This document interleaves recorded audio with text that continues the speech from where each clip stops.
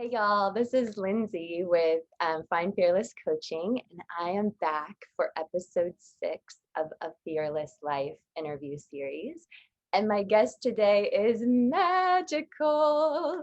She's straight from Sydney, Australia, and it is super early in the morning there, if I'm not mistaken. So I'm so grateful that she got up to do this interview live. Hi, Holly. Holly Carter is her name. Hi, thanks so much for getting up this morning to be here. My absolute pleasure. Oh, girl. Okay, so I'm going to read a little bit of her intro because I know a lot about her, but I also just want to hit on a few points that I don't know as well. So, first of all, kind of Holly's overview is she has a passion in helping others to connect to their hearts and their truth and to step into their soul's path. She believes the human body is capable of self healing and a sacred vessel to help you acknowledge and process your lessons on this journey to self. She's always been a free spirit, which I can absolutely relate. So, free spirit, woohoo, we rock that. And dancing and expressing through her physical body. So, it was her way of connecting to spirit and letting go of all that was unimportant. So Holly had a successful career as a professional ballerina with the Australian Ballet Company, the Queensland Ballet Company, and the Western Australian Ballet Company from the age of 19 to 33 when she stopped to have her first child. So she's not only a dancer, but she's also a mother. She loved the expressive outlet of choreography and created solo works plus group works on the WA Ballet Company. So that's the Western Australia Ballet Company.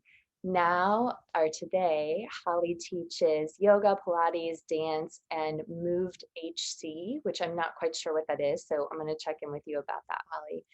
Yeah. And each class helps the students step into the flow of life and allow healing to be experienced and expressed through that.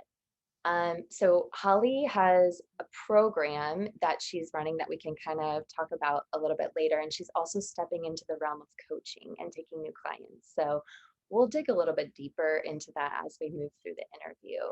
First of all, Holly, welcome. It is so fantastic to have you here. I'm so grateful. Thank you, Lindsay. That sounded really exciting. I It was is like, oh, that doesn't sound like a bad life so far. You were a professional ballet dancer for how many years? Oh my gosh, So, that's so, like a dream. How many? well, I think I always danced. Like I was one of those little kids that just danced everywhere. So I feel like I've always been a dancer. It's so incredible, and especially the Australian ballet. I don't know, it's an inspiration to me. So that's so incredible. So tell us a little bit about your journey. Like you said, when you were a kid, you always danced, but how did you get into dancing? What was your experience like with all of that? And then your journey from then kind of to the present moment. Okay. So I was one of those children that just danced everywhere. I think if I was happy, I danced. If I was sad, I danced.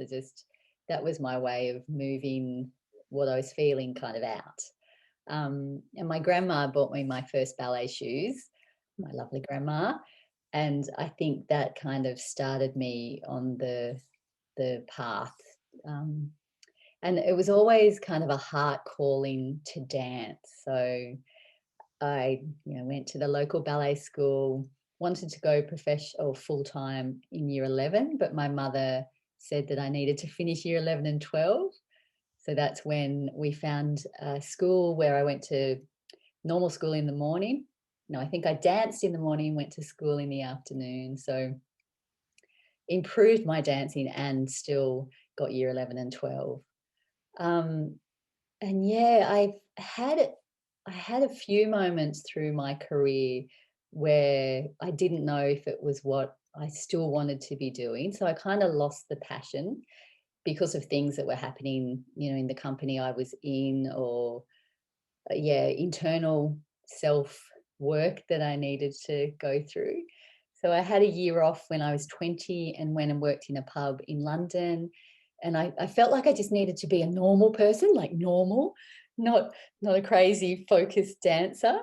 And that was like the best thing for me. I worked in a pub, I drank and ate a lot and just had fun without the pressure of being a dancer and, the dedication that you need and all of that.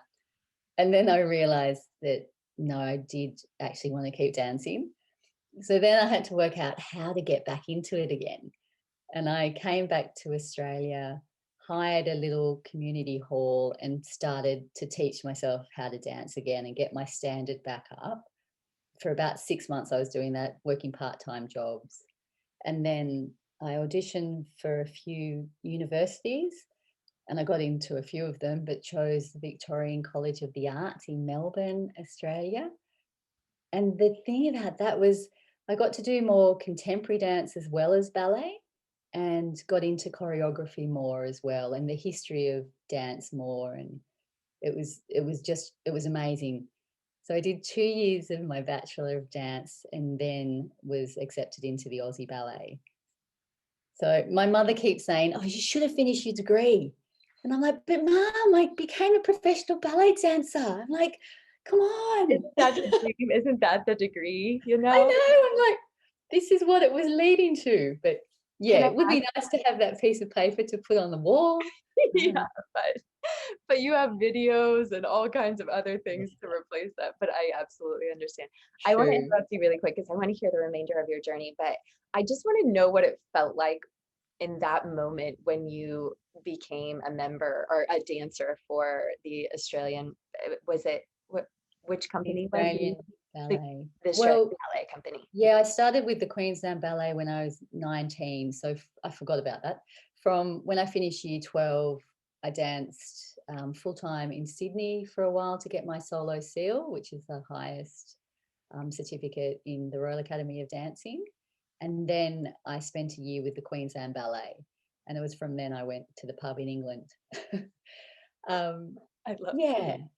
So I find that my journey is not a straight line. Like it's like movement and ebbs and flows. It's like, yeah, the flow you were talking about.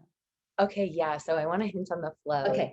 definitely. So what was like okay, so first of all, what was that feeling when, you left school to go to the Australian Ballet Company? I mean, like, how did that feel? What was that It's moment like? really interesting because I think I always talk about knowing my path. Like I can feel it, like in here. And even if my head tells me, no, you can't do that, or, that's impossible, just kind of going back to here and my passion and my heartfelt dream. Um, yeah, that's how I know I'm on the right path. So that's what I felt with dancing. And before I had the audition with the Australian Ballet, I had a dream. I was on side stage, just about to go on and perform with the company. And I woke up that morning and went, whoa, was that just a dream? Was that just wishful thinking or is that going to happen? And then it happened. And I was like, wow, it was mind blowing. So yeah, I had a lot of inner work that I needed to do when I was accepted into the Australian Ballet because that's like the pinnacle for a dancer in Australia, the Australian Ballet. Yeah. Um, and so I had a lot of self-doubt. Um, yeah, that I think you call it, do you call it the imposter syndrome? Is that how Yeah, you, that sounds or the about right. saboteur? Yeah. Yeah. So that was big for me then. Um, so yeah, I had to work through that a lot. Okay, let's stick with that because self-doubt is so prevalent. I want to talk about flow too, because that's such a big piece of it. But self-doubt is so prevalent in the world in general. I think we all experience it at one time or another in our lives, or we experience it every day. It just depends on what we're doing and what our lives look like and our own unique individual makeup, of course. But how did you push through that self-doubt? Because I can imagine as a dancer that just the risk you're taking with your physical body alone, plus the discipline and the diligence and everything that goes along with it. So what helped you push through self-doubt? Yeah, so going back into the reason why I was there. So for me, I just always felt so joyous when I danced. I felt really like me.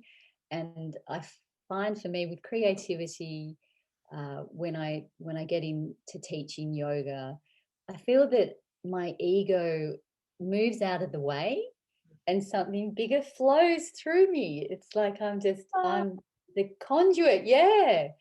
So yeah, needing to bring myself back into that truth and, the whole reason I was dancing. That's what helped me. and do you have any tools that you use to get there, or was it just push on through? Yeah, that's a very good question. Because over my life, I think I've definitely morphed the tool belt. Like how you have a tool belt and I like a really good substantial tool belt with different tools that you can pull out in different situations. So when I was younger, it was definitely about really getting into my body and the joy of movement, the joy of challenging myself physically to improve and be able to do quite a challenging routine or something like that and make it look effortless. So yeah, stepping into that truth as a dancer was always what helped me. Mm. Yeah. Then so a really another obvious point for me where I needed to get more tools in my tool belt was when my first child was born. So when you have a newborn, you don't have a break.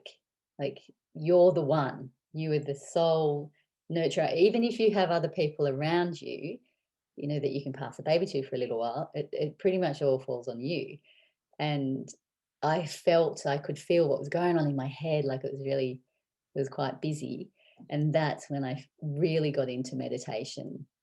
And it was so obvious if I hadn't meditated in the morning or that day, I felt so unbalanced and unsettled, and I just didn't deal with things as well. But if I had meditated, it was like things just kind of flowed a bit cruisier. There's that word again. And Yeah, I had more flow. clarity and I wasn't kind of pulled with what was going on in my day so much. Interesting. And Yeah. so now meditation, I'm a massive supporter, love meditation so Yeah. much. It's an important tool in my belt as well. So do you practice meditation regularly? And I think you may teach some meditation too. Do you want to kind of tell us a little bit about that? I would love to. Um, so so when I started, I think I did my first meditation class in Melbourne in my early 20s. And my mind was just so busy. I was like, I don't understand how people can do this. This is, I don't get it. But it was the sitting and focusing on the breath. So then I kind of left it for a while. And I think my meditation was getting into my dancing.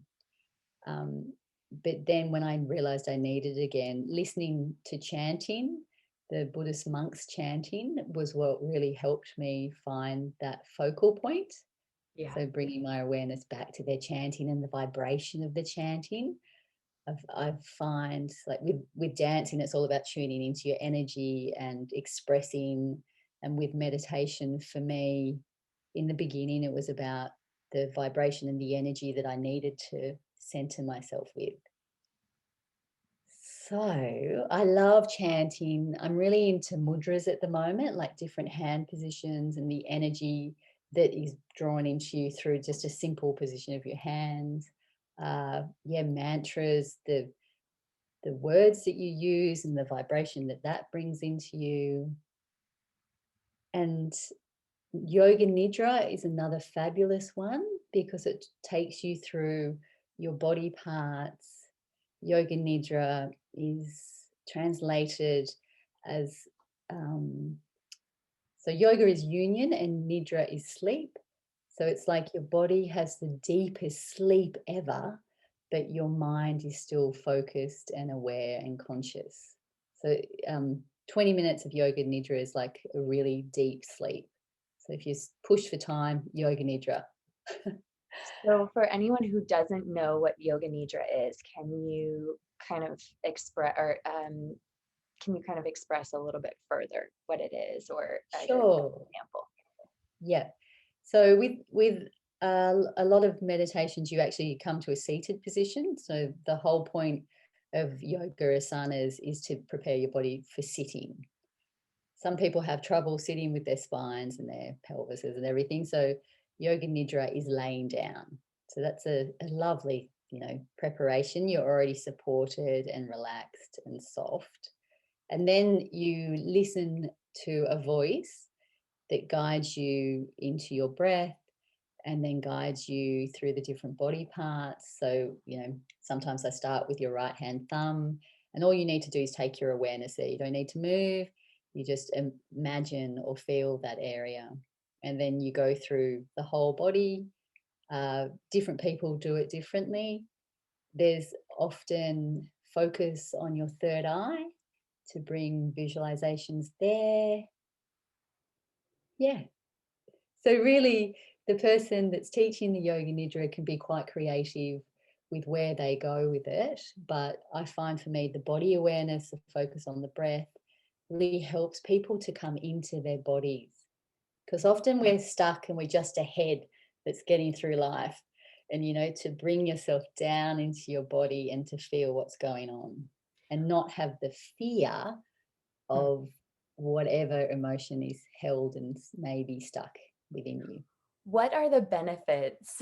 Sorry, I know we're going off track, but I love this meditation talk and I feel like it's so incredibly powerful and important. Yeah. So, what are the benefits that you can portray to getting out of your head and into your body? What can that do for someone? Yeah.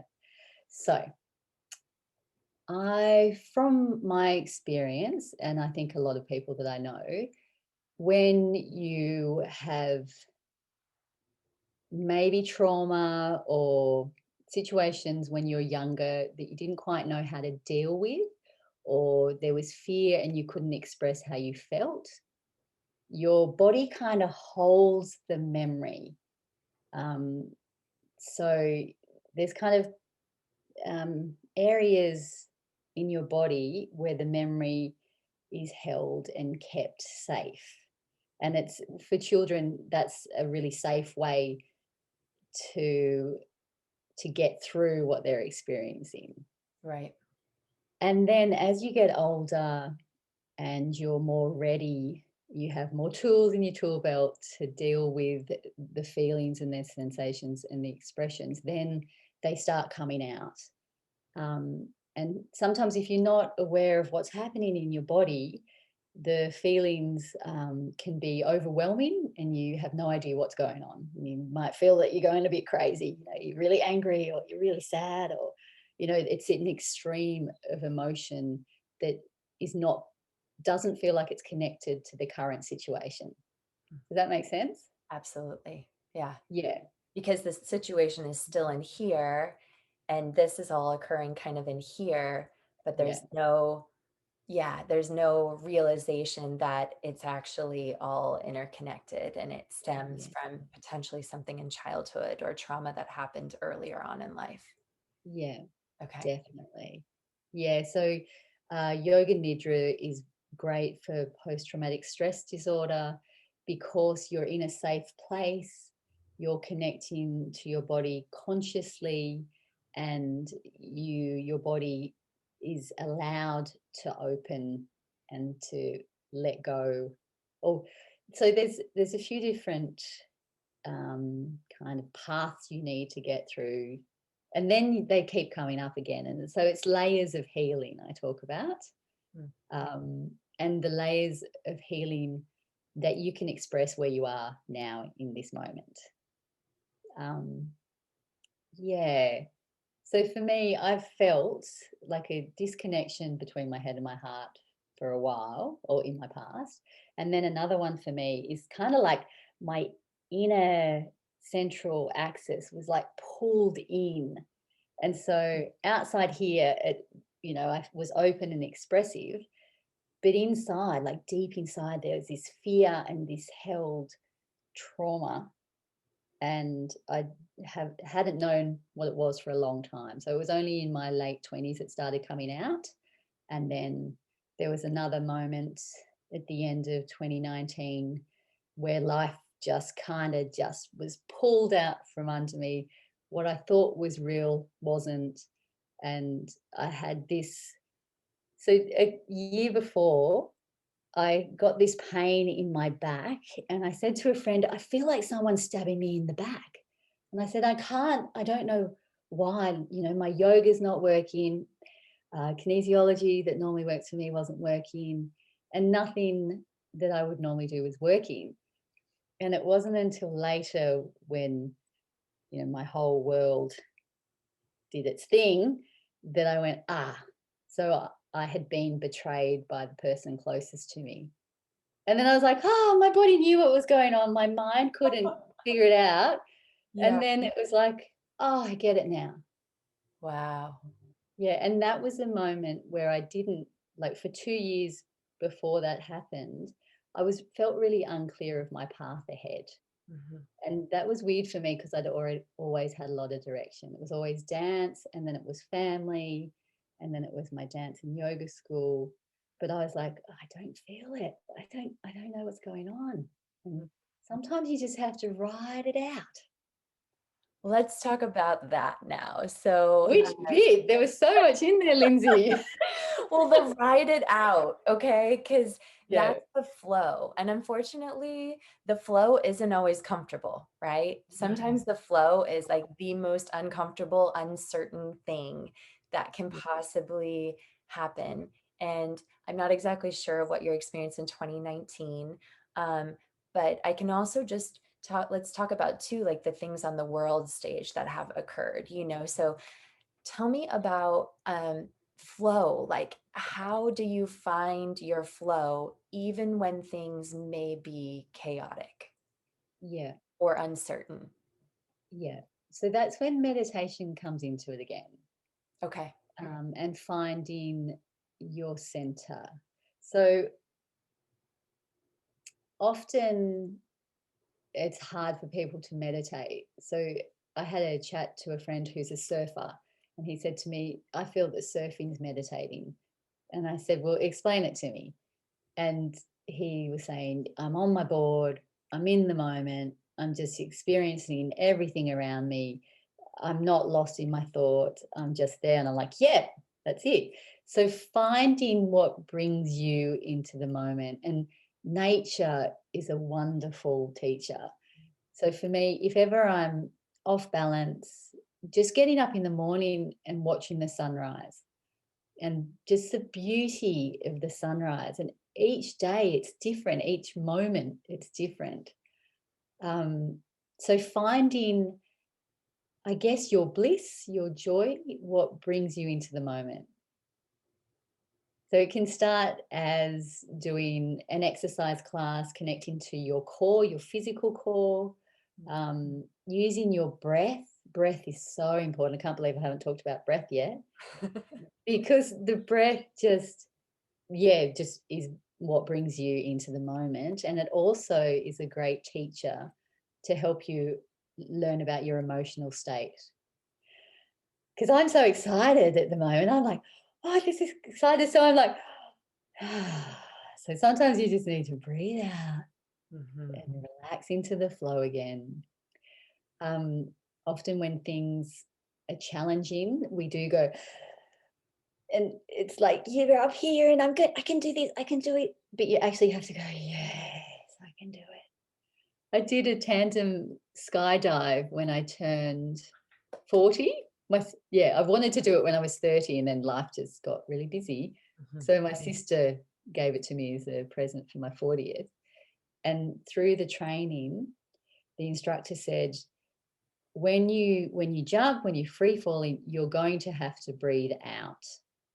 And then while I was falling, I was like, there's that moment where you're like, oh my goodness. And then you just have to go, and it's okay. It's okay. You can do this. You've got this. And that's what you have to do in life as well.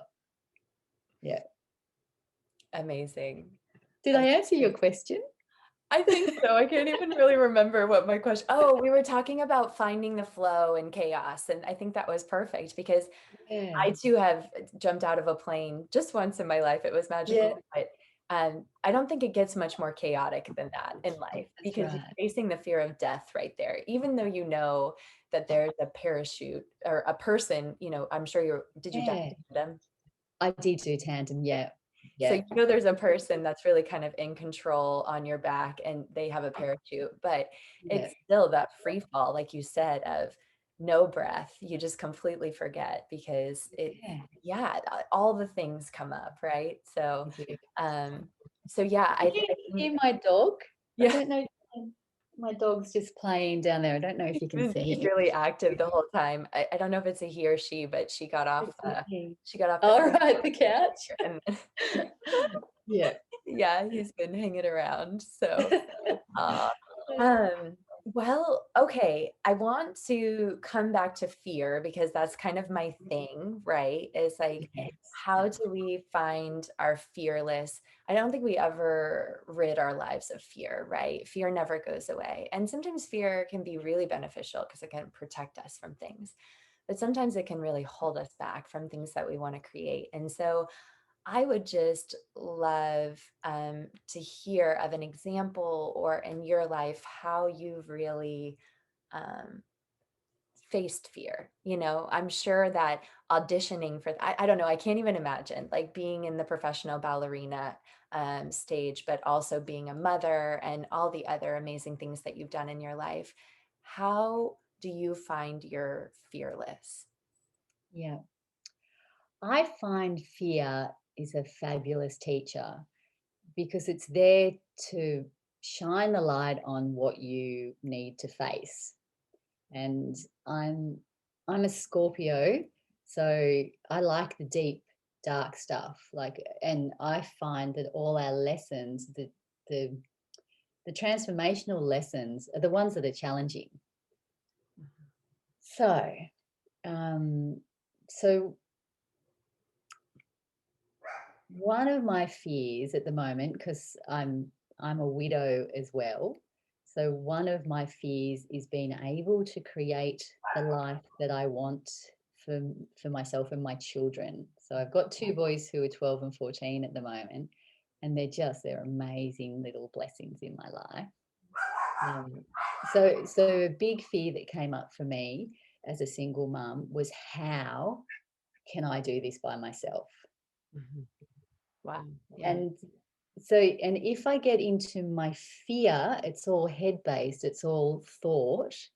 Um, and you can go round and round in circles inside your head. So I always have to get back into my heart. So find my center again, breathe into it, and then just really more become the observer of what's going on. Hmm. So acknowledging the fear and then going, okay, this is my fear, but what's actually real and what is just there to help me make the choices I need to make to create the reality that I want to have. Yeah. Do I need to go deeper with that? No, that was really brilliant. It was super powerful. And Yeah. um, thank you for sharing that because Can I just say as well, Lindsay, I think people and society have a fear of pain, and they have a fear, or they have a label of good and bad, Mhm. but it's all experience. And through my life, there's been moments where I felt so much joy, but so much pain at the same time. So it wasn't like there was just one emotion and feeling that was there. It was like I felt like my heart was ripped open, and all of the expressions of emotion and of being human were there at the same time. And I was like, what? How does that happen? But it is like we're here for the experience of life, and it's not all peaches and cream. And yeah, sitting in your truth, your heart, the fact that I believe that love is always there, the peace is always there, joy is always there, but sometimes you have to work through the crap to find it again. It's always in there. Yeah. I was going to swear in a bigger way, but I thought I better not.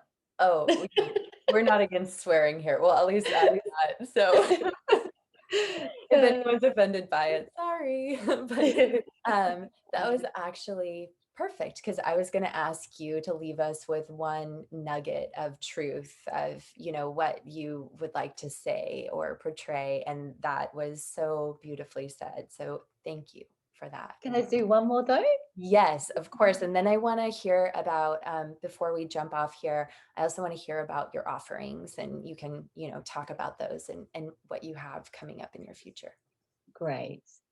So the fact that we're all here in a physical body, I love that it's there to help us with our lessons. So it's a lot of what we've already talked about. But for me, if I have a knee problem or my lower back hurts or my neck is hurting, there's often a psychological or a deeper emotional connection to that as well. So I talk about the body as a map, and you can read your map and it's there to help you on these lessons of life. And I find that so exciting. Yeah. So I just wanted to That's so that. exciting. And especially, I think, coming from you of being a dancer and being so in tune and tapped into your body throughout your entire life, that's really incredible to know, because sometimes, it's easy to disassociate from our bodies. So that's such a beautiful reminder of when something is coming up, what is the connection emotionally, spiritually, psychologically, mentally. So, okay, tell us about you're amazing. I'm so grateful for this interview. I'm so excited about it. And it's just been incredibly powerful. And I would love to just connect again and do another interview in the future, because it's been amazing. That would be great. I love you're in my life, Lindsay. Thank you so much. Thank you. I love you're in my life. So just to kind of close off, anything that you want to tell the audience about, or anything that you have coming up, or any offerings that you have, go for it. So at the moment, I'm evolving my website. So I just needed it to represent what I do and me more. And as I'm going through, my offerings are becoming clearer. Excuse me. So I've created. Let me just have a drink, Lindsay. No worries. I've created an online course that's called Reclaim Your Essence. Yeah. Part of my reclaiming your essence. Yeah. So funny, because I used to say that I expressed myself through my body, through my movement, which was great when I was a dancer. And now, so part of my challenge is to express through my words.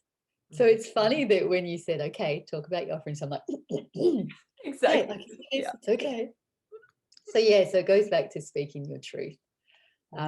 My course is called Reclaim Your Essence, and it's basically everything we've been talking about. It's everything I've learned through my life, that all those tools in my tool belt. I want to help other people have a great tool belt that they can draw on, and being there to support them through their journey, whatever that is in this moment. There goes my crazy dog again. I think he was just jumping up on the interview. I kept seeing his head. Funny dog. So I don't know if you heard it earlier, but she was in the background barking too. So they want to be on camera as well. They do. He's very cute. Yeah, so through body awareness, through breath, finding your creativity in your way. Dusty, what are you doing? Come here, Dusty. Come here. Come here. Finding your way of expressing your truth. Are you happy just to ignore that sound? Absolutely. Can do a thing and squeak away. Yeah, so a lot of people don't think they're creative, but everyone is creative. And I want to help people open to their form of creativity. You know, it might be being a great mum, like you have to be very creative being a mum, or, you know, you're very creative in your business and what you do, your offerings. Um, and I feel that creativity is the way you express yourself. So it's like yeah, it's that. There you go. There it is. Um, and helping people stand in their truth and their power. I feel at the moment there's a lot of shift for women to embody, you know, what it means to be a woman for them, because everyone's so different. Helping women just go, this is me, and I love who I am. That's really exciting. That excites me. And helping them with their map of their body, helping them to understand what's going on and to express it in a safe, nurturing environment. I love creating a sacred space. Over COVID, I did a course on restorative yoga, and I'm just loving it. When I was in my 20s, when I did a class, I just wanted to be fit, you know, physical, throw my body around, be challenged physically. And now I'm like, oh, restorative yoga is so beautiful because you build the earth up to you. You use props to hold your body in the space. And it ends up feeling like a sacred space where you can just let go and relax. And when you tune out of the fight or flight or freeze stress response, get into your breath, get into your body. Then you go into the rest and restore and rejuvenate state where your body heals itself. And it's so exciting and it's so beautiful to see people come into my class, you know, a little bit frazzled.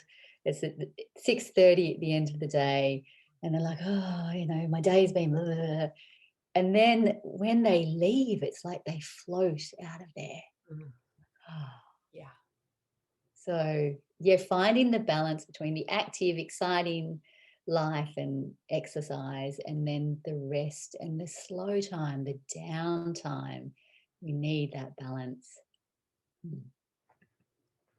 Amazing. And the flow of it all. Yeah. Coming back to the flow. Yeah. And there's no right or wrong. It's what works for you in this moment. Absolutely. Yeah. Okay, that's where we're going to kind of close off. I will put all of your links to your website. You have a private Facebook group, your Facebook and Instagram, either above this video or below this video, depending on what platform it is posted on. And also, if you want to reach out to me to be interviewed for a coaching session, any of the things, by all means, just contact me, private message me on any platform I'm on. So thank you again, Holly. It has been such a joy and pleasure. I can't even express. It's just been such a beautiful interview. So I'm very, very grateful. Thank you so much, Lindsay. I always love just having a chat with you. It's Beautiful. Yeah. All right, gorgeous. I'm gonna Oh, lovely. Bye. Bye-bye.